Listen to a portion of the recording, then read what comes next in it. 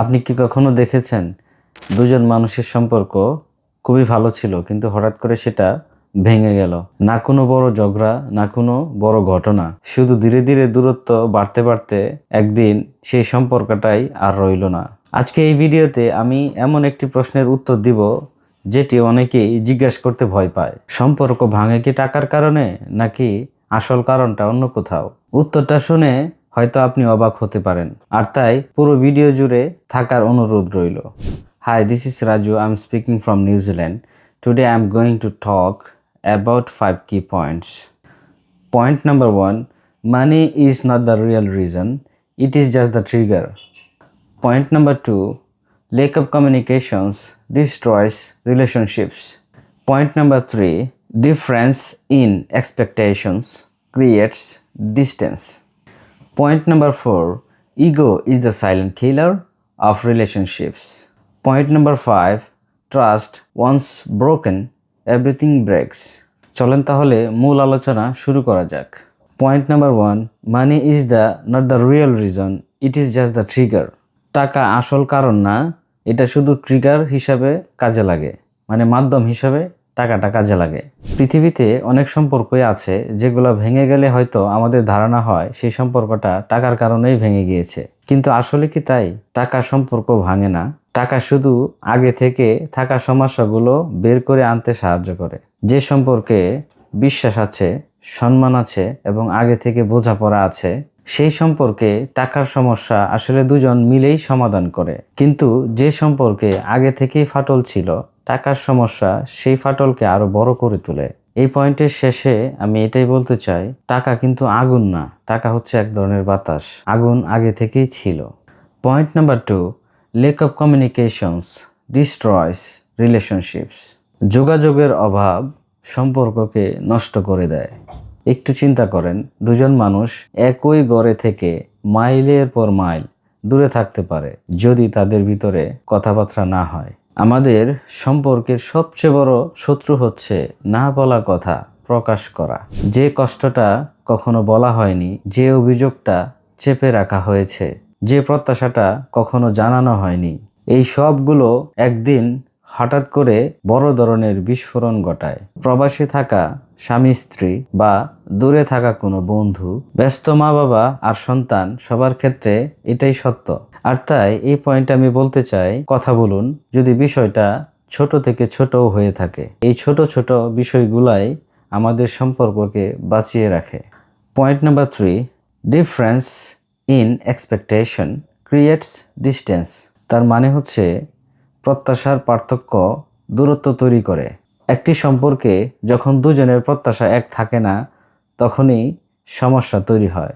একজন একদিক থেকে ভাবছে সে বুঝবে, আরেকজন আরেক দিক থেকে ভাবছে সে বললে আমি করতাম।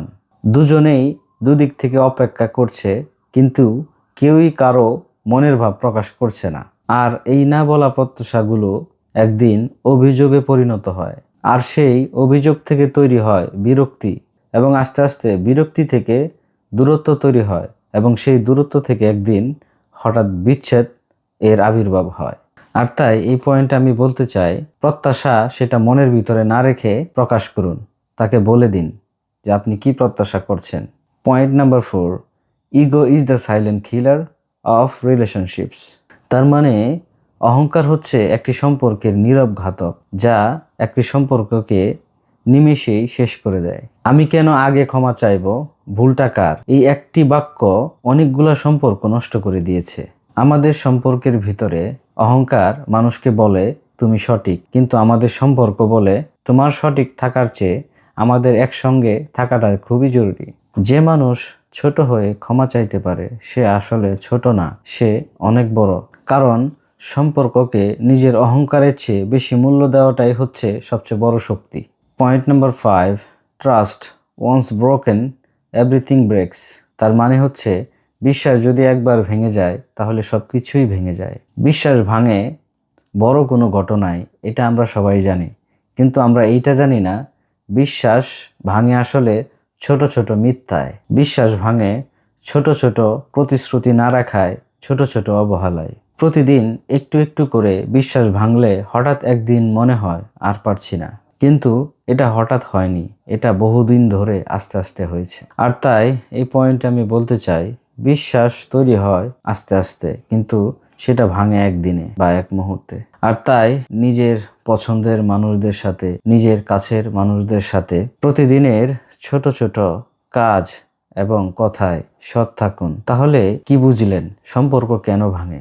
টাকার কারণে নাকি মানসিকতার কারণে? উত্তরে তো আমি বলবো সেটা হচ্ছে মানসিকতার কারণে, টাকার কারণে নয়। টাকার সমস্যা হচ্ছে একটি অজুহাত, কিন্তু আসল সমস্যা থাকে ভেতরে। যোগাযোগের অভাবে, না বলা প্রত্যাশায়, অহংকারে এবং ভাঙা বিশ্বাসে। কিন্তু সুখবর হচ্ছে এই সকল সমস্যাগুলা সমাধান করার যোগ্য যদি দুজন মানুষ চায়। সম্পর্ক টিকিয়ে রাখার জন্য প্রতিদিন একটু একটু করে বিনিয়োগ করতে হয়। এই পুরো বিষয়টা হচ্ছে একটি গাছের মতো। প্রতিদিন যদি আপনি গাছকে পরিচর্যা না করেন, একটু পানি না দেন, একদিন কিন্তু সেই গাছ শুকিয়ে মারা যায়। সম্পর্ক আসলে টাকায় ভাঙে না, ভাঙে অযত্নে। আর তাই আপনার জীবনে যত সম্পর্ক রয়েছে, যেমন পরিবার, বন্ধুত্ব এবং দাম্পত্য, সেই সম্পর্কগুলোকে আজ থেকেই একটু একটু করে একটু বেশি সময় দেওয়ার চেষ্টা করুন। আজকে একটা ফোন দিন, আজকে একটা ক্ষমা চান এবং আজকে মন খুলে তার সাথে কথা বলুন। কারণ যেদিন সম্পর্কটা নষ্ট হয়ে যায়, সেদিন মনে হবে একটু চেষ্টা করলেই হয়তো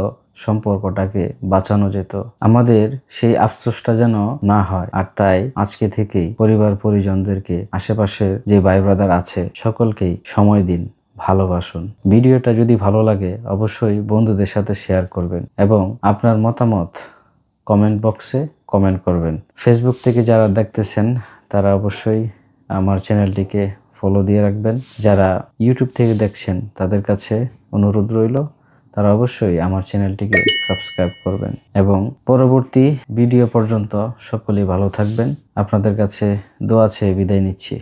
আসসালামু আলাইকুম ওয়া রাহমাতুল্লাহি ওয়া বারাকাতুহু।